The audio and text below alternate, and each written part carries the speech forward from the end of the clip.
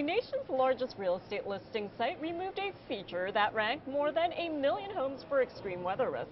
The scores on Zillow, designed to show flood, fire, heat, and air quality dangers, sparked backlash from agents and homeowners, raising questions about accuracy and may have impacted home sales. Now, the industry faces a broader debate over how to balance climate transparency with market impacts. Well, joining me live here at the New York Stock Exchange to break this down is Jeff Gitterman, Managing Director at Gitterman Asset Management. Jeff, great to have you here. Thank you so much for joining me. Thanks for having me. So there have been a lot of opinions about what Zillow did. So what is your take on this? Well, it's always interesting because the California Multilisting Organization or agency is the one that asked Zillow specifically to remove it. And you could imagine that this data is impacting sales or they wouldn't have asked to remove it. So they're showing 8% declines in real estate that shows significant flood risk over other homes that are in the area. And California Multilisting is saying that the data isn't really relevant. Some of these homes haven't flooded in 40 or 50 years.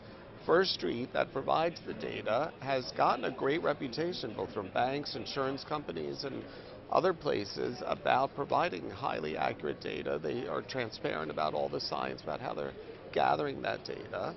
And we know for a fact, post the Texas floods and other situations, that FEMA's flood mapping is significantly outdated. So it's a very hard thing to argue because multilisting can argue that these homes aren't at flood risk. First Street can say they are, and until they actually flood, we're not going to know, who's right. But homeowners can still get there. They can follow a link to First Street through Zillow, but it's not publicly available, and most homeowners aren't going to take that extra step if it's not visibly there. Yeah, so you brought up an important point when we're talking about risks for potential homeowners looking at properties. So whether we're talking about models or even data, there are a lot of concerns, and we don't have a crystal ball. So what do you think needs to happen when it comes to this industry? Data has to get better.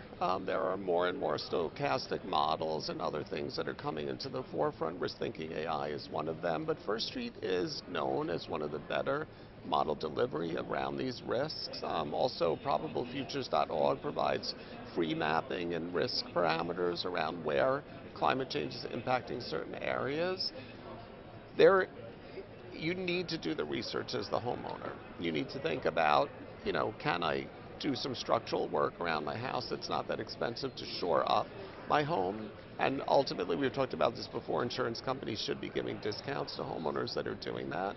But when you're looking at flood risk, you look at North Carolina and Asheville. Asheville was not on anyone's bingo card about being the worst flood and most number of deaths due to flooding, historically since Katrina, but yet it happened.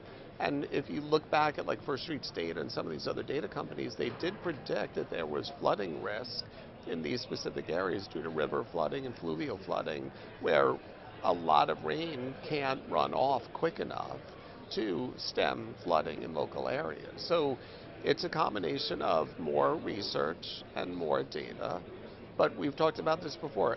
As things get warmer, the air can hold, for every 1 degree in temperature, the air can hold about 7% more moisture. That means we're going to have heavier rain and heavier flooding. In New York City alone, we know this. A lot of basement apartments in New York City are not listed as having flood risk, and yet every time we have a significant rainstorm in New York lately, we have basement apartments that are being flooded. We have people that have died, people that have had to be evacuated from the last couple of floods because the sewer systems can't handle the amount of rainfall that's coming. Historically, we used to get maximum 1.5 inches of rain an hour. Now on some storms we're getting 2.5 inches of rain an hour, and the drainage in New York City can only handle 1.5 inches an hour. So this is a buyer beware conversation. The realtors and the real estate agencies, just like in 2008 when the bond agencies didn't want, when the bond companies and the bond issuers didn't want the bond agency ratings to actually rate them, and you saw a big delay in 2008 around the housing crisis of getting accurate ratings on subprime loans.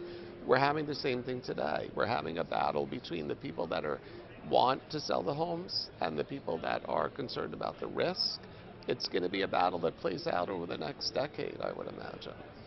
And as you mentioned, the subways here in New York City, whenever there's extreme rainfall, we experience it heading into the subways, but we also see those videos on social media, and I think that amplifies what's really happening here on the ground. But for home buyers out there who are trying to assess climate risks, the question may be how. So what would you say to them? Look, you want to look at your particular home, and you want to look at the floodplain risk from FEMA as a starting point. You want to look at your height in the local community. So if your community is at risk for flooding, where does your elevation stand? And what are some of the maps say? You want to know that information. I mean, you can make an educated decision after that. You could say it's been 40 or 50 years, but look at Florida. We know Florida is hurricane prone. We haven't had a Category 5 storm hit a major city like Tampa or Miami in years, in many years. That doesn't mean the risk isn't there. So this is really on the buyer to be very thoughtful about the data that's out there and do their own homework. Go to First Street directly through Zillow and measure the risk, and at least buyer beware. At least be aware of what you're getting yourself into and what the risks are before you purchase. Because it's not just the risk of the home being flooded, it's the risk of what are insurance prices going to do if those areas are being shown to be more flood prone. Where do homeowners insurance risk go? Is it getting harder and harder to get flood insurance, which is separate from homeowners insurance? These are all things that a buyer has to be thoughtful about. Weatherproof your wealth, weatherproof your financial decisions. Okay, Jeff, well, we will have to leave it there for today, but thank you so much for joining us as always, and thank you so much for sharing all of your insights. Thanks for having me. My pleasure.